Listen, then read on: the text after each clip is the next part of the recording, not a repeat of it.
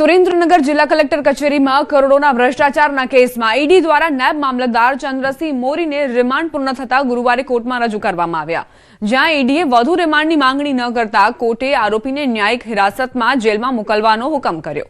ઈડીની તપાસ દરમિયાન મની લોન્ડરિંગના પુરાવા એકત્ર કરવા આરોપીને દિલ્હી હેડક્વાર્ટર લઈ જઈ સઘન પૂછપરછ કરવામાં આવી હતી, જેમાં CLU ફાઇલો સંબંધિત લાંચના નાણાં ક્યાં રોકાયા અને અન્ય કોણ સામેલ છે તે દિશામાં તપાસ કરાઈ છે।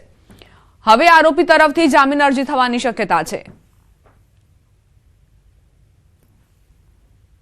अरेस्ट हुआ था 23 तारीख को और उसके बाद फिर इनको अगले दिन कोर्ट में प्रोड्यूस किया। उस समय ईडी ने 14 डेज का रिमांड मांगा था, लेकिन जज ने कोर्ट ने 7 दिन का ही दिया। आज उनको प्रोड्यूस किया उनका रिमांड खत्म होने के बाद, और ईडी ने कोई फर्दर रिमांड मांगा नहीं है। So now he has sent to judicial custody. Now will move ahead with other processes whatever is deem fit to us. દ્વારકાથી સમાચાર, જ્યાં કુરંગા ગામે જુગારધામ પર એલસીબીના દરોડા। નવા વર્ષના આરંભે જ ઘોડી પાસાનો જુગાર રમતા 24ની ધરપકડ કરાઈ। દ્વારકા અને જામનગરના 24 જુગારીઓ ઝડપાયા। એલસીબીએ 19.6 લાખનો મુદ્દામાલ જપ્ત કર્યો। નવનિયુક્ત એલસીબી પીઆઈ બીજે સરવૈયાના માર્ગદર્શન હેઠળ આ રેડ કરવામાં આવી હતી।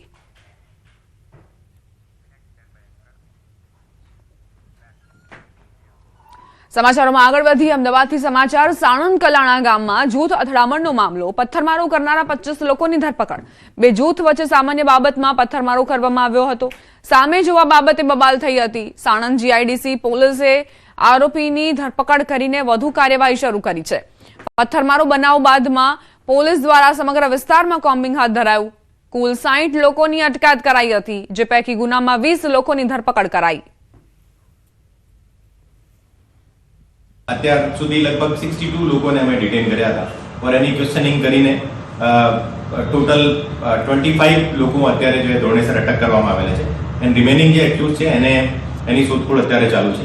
ગામમાં છેલ્લા 4 દિવસથી કન્ટિન્યુઅસ કોમ્બિંગ ચાલુ છે, અને એ જે આરોપી હતા એ આરોપી નજીકના ખેતરમાં જે ભાગી ગયા હતા એને છુપાઈ ગયા હતા।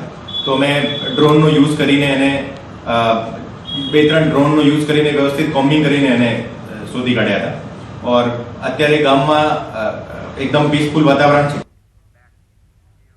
સુરેન્દ્રનગર જિલ્લાના ચોટીલા, થાન અને મૂડી તાલુકાઓમાં કાર્બોસેલ સહિતની ખનિજ સંપત્તિનું ગેરકાયદેસર ખનન મોટા પાયે થઈ રહ્યું છે। આ સ્થિતિને ધ્યાનમાં રાખીને ચોટીલાના પૂર્વ ધારાસભ્ય ઋત્વિક મકવાણાએ મુખ્યમંત્રી ભૂપેન્દ્રભાઈ પટેલને લેખિત રજૂઆત કરી। તેમણે આંધ્રપ્રદેશ, રાજસ્થાન અને તેલંગાણા જેવા રાજ્યોની જેમ ગુજરાતમાં પણ પૂરતા સેફટી સાધનો સાથે અંડરગ્રાઉન્ડ કાર્બોસેલ ખનનની મંજૂરી આપવા માંગ કરી છે। જો નિયમોમાં ફેરફાર કરવામાં આવે તો હજારો શ્રમિક પરિવારોને રોજગારી મળશે અને સિરામિક તથા ફાઉન્ડ્રી ઉદ્યોગોને કાચા માલની સરળ ઉપલબ્ધતા થશે। સુરેન્દ્રનગર જિલ્લાના થાનગઢ, મૂળી, સાયલા આ વિસ્તારો છે એ ખનિજ આધારિત વિસ્તારો છે।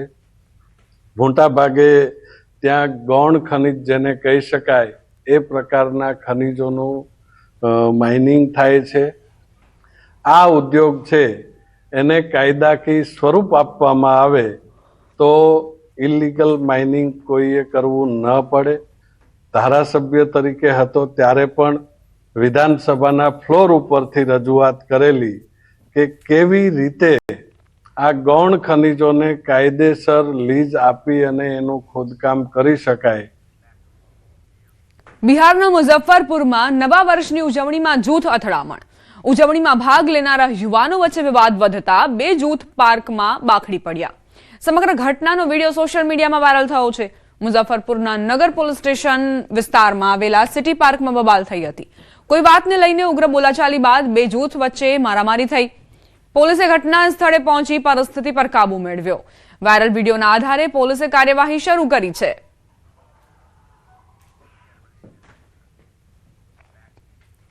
સમાચાર, અરવલ્લીથી મેઘરજ નજીક હિટ એન્ડ રનની ઘટના બની છે। અજાણ્યા વાહનની ટક્કરે એક વ્યક્તિનું મોત। કુડોલ ઘાટા રોડ પર આ ઘટના બની। શણગાલથી કુડોલ તરફ જતા રોડ પર કુડોલ ઘાટા ગામની સીમમાં અકસ્માત સર્જાયો। અકસ્માત અજાણ્યા વાહન ચાલકે સર્જ્યો હોવાની જાણકારી, જે પૂરપાટ ઝડપે વાહન હંકારી રહ્યો હતો અને બેદરકારીપૂર્વક વાહન હંકારતા કોલુંદ્રા ગામના વ્યક્તિનું મોત નીપજ્યું। અકસ્માત બાદ વાહન ચાલક વાહન લઈને ફરાર। ટિન્ટોઈ પોલીસે હિટ એન્ડ રનનો ગુનો નોંધીને તપાસ શરૂ કરી છે.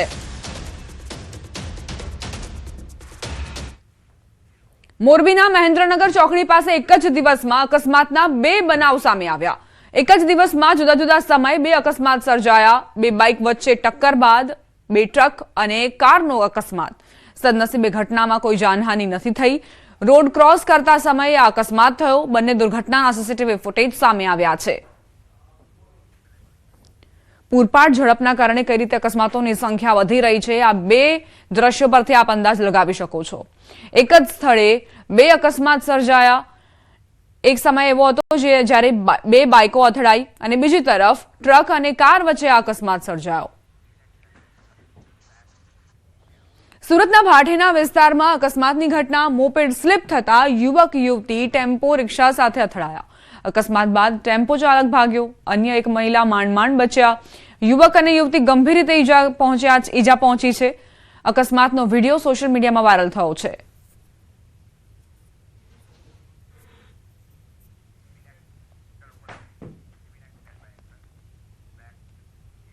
અમદાવાદથી સમાચાર. સરકારી કચેરીઓની બહાર ટ્રાફિક પોલીસની ડ્રાઈવ. ટ્રાફિકના નિયમનો ભંગ કરનાર સરકારી કર્મચારી વિરુદ્ધ કાર્યવાહી કરાશે.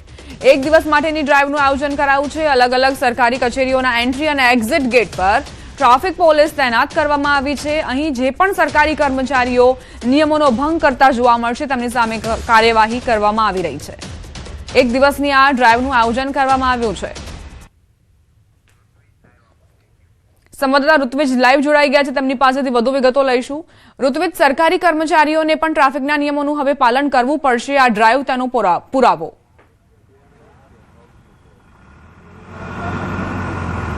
ચોક્કસથી દીપા, વાત કરીએ તો અગાઉ પણ આ પ્રકારનું અલગ અલગ સમયે ડ્રાઈવનું આયોજન કરવામાં આવ્યું હતું અને આજે ફરી એક વખત એક દિવસીય આ ટ્રાફિક પોલીસની ડ્રાઈવનું આયોજન કરવામાં આવ્યું છે.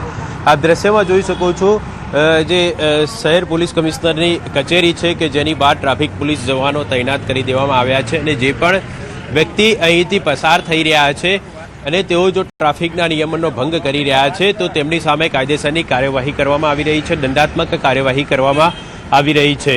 તમામ જે સરકારી કચેરીઓ છે તેના એન્ટ્રી અને એક્ઝિટ ગેટ ઉપર ટ્રાફિક પોલીસના જવાનોને હાલ તૈનાત કરી દેવામાં આવ્યા છે અને જે પણ સરકારી કર્મચારી અથવા તો કચેરીમાં આવનાર વ્યક્તિ છે તે પોતે ટ્રાફિકના નિયમનો ભંગ કરી રહ્યા છે તો તેને દંડ આપવાની કાર્યવાહી છે તે ટ્રાફિક પોલીસ દ્વારા કરવામાં આવી રહી છે. એટલે કે એક દિવસ માટે આજે સવારે 9 વાગ્યાથી લઈ અને રાત્રિના 8 વાગ્યા સુધી આ એક દિવસ માટેની ડ્રાઈવ યોજવામાં આવી છે અને આપ જોઈ શકો છો હાલ દ્રશ્યની અંદર જે પણ વ્યક્તિ છે તે પોતે હેલ્મેટ નથી પહેર્યું અથવા તો પોતાની ગાડીની અંદર ડાર્ક ફિલ્મ લગાવી છે અથવા તો જે નંબર પ્લેટ વગરના વાહનો છે આ તમામ વાહન ચાલકો સામે ટ્રાફિક પોલીસ દ્વારા કાર્યવાહી કરવામાં આવી રહી છે. મહત્વની બાબત તો એ છે કે છેલ્લા કેટલાક સમયથી વાત કરીએ તો અમદાવાદમાં જે ટ્રાફિકની વધતી જતી સમસ્યા છે એ ક્યાંક ને ક્યાંક હવે માથાનો દુખાવો બની રહી છે અને લોકોની અંદર ક્યાંક ને ક્યાંક ટ્રાફિકના નિયમનને લઈને જાગૃતતા આવે તે માટે શહેર પોલીસ દ્વારા પણ અનેક પ્રયત્નો કરવામાં આવી રહ્યા છે. તેમ છતાં હજી પણ કેટલાક લોકો છે જે ટ્રાફિકના નિયમનનો ભંગ કરી રહ્યા છે તેઓને સામે કાર્યવાહી કરવા માટેની અલગ અલગ સમયે ડ્રાઈવનું આયોજન કરવામાં આવતું હોય છે અને આજે એક દિવસ માટે શહેર પોલીસ દ્વારા ખાસ સરકારી કચેરીઓની બહાર આ ડ્રાઈવનું આયોજન કરવામાં આવ્યું છે. આભાર ઋત્વિજ જાણકારી આપવા માટે. સરકારી કચેરીના ગેટ પર કઈ રીતે ટ્રાફિક પોલીસ તૈનાત છે અને જે વ્યક્તિઓ જે સરકારી કર્મચારીઓ અને જે નાગરિકો અહીં આવતા હોય છે જો તેમણે હેલ્મેટ નથી પહેર્યું તો તેમની સામે કાર્યવાહી થશે, તેમને મેમો ભરવાનું થશે.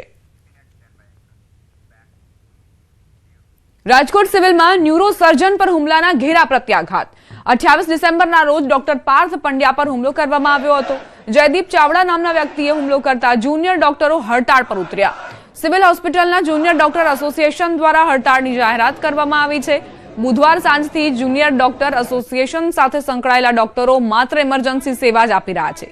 ઓપીડી તેમજ પ્લાન્ટ સર્જરી સહિતનાઓથી જુનિયર રેસિડેન્ટ ડોક્ટર્સ અડગા જોવા મળી રહ્યા છે.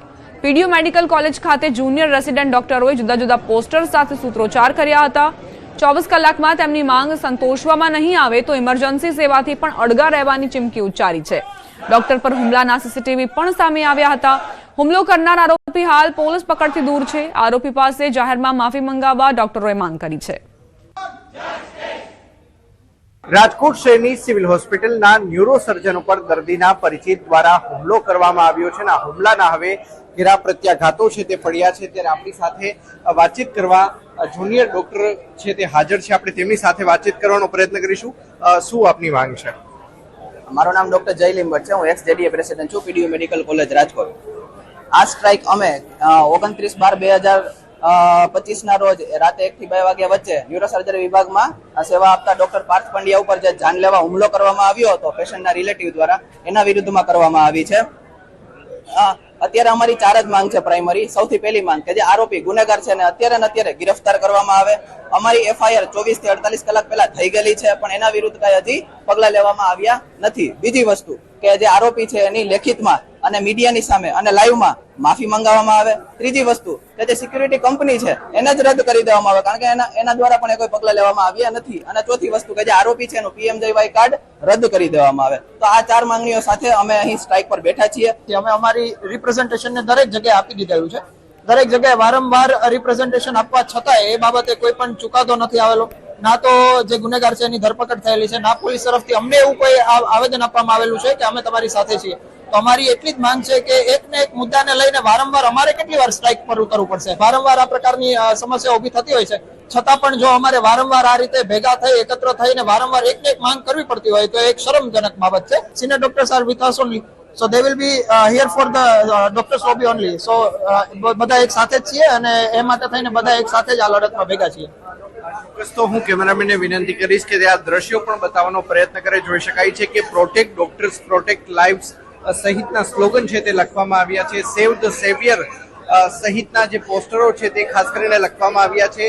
જીવન બચાવનાર સામે ગુંડાગીરી નહીં, આ પ્રકારના પોસ્ટર છે તે ખાસ કરીને દર્શાવવામાં આવ્યા છે. અને તમામ લોકોની એક જ માંગ છે કે તેમની જે 4 જે મુખ્ય માંગણીઓ છે તે સંતોષવામાં આવે. ને જો આ 4 મુખ્ય માંગણીઓ છે તે આગામી 24 કલાકમાં નહીં સંતોષાય તો આ જુનિયર ડોક્ટર એસોસિએશન છે તે ઇમરજન્સી સેવાની અંદર પણ નહીં જોડાય. અંકિત પોપટ, News 18 ગુજરાતી, રાજકોટ.